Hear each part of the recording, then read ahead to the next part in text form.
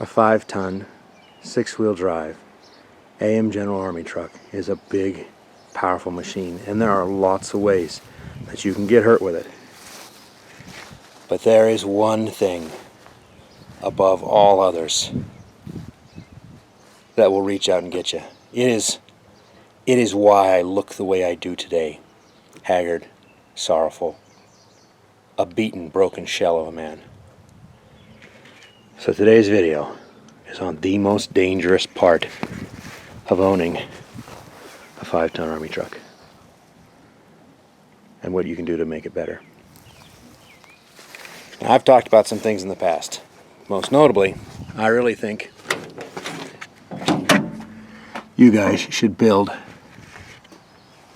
a parking brake chain lock so that it can't come off accidentally. That's a big deal. But it pales in comparison to how often this thing can get you. Tucked down in the corner of both front fenders is the corner of death. Right there. That thing. When I talk about drawing blood, when I talk about ruining clothes, when I think about the parts of this truck that have hurt me the most, short of my wallet, those two corners, right there.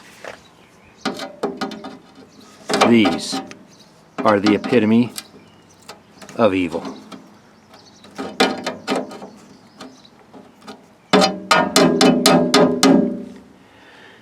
Do yourself a favor. Or don't. Get a pair of pliers. You see that paint, how it's worn off?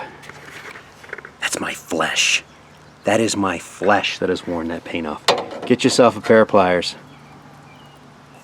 Come in here.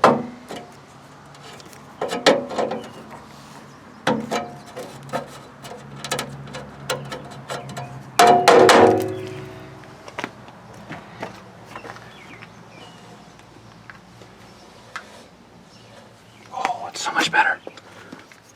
Yep. I don't know what it is. I think it's because you're always in here.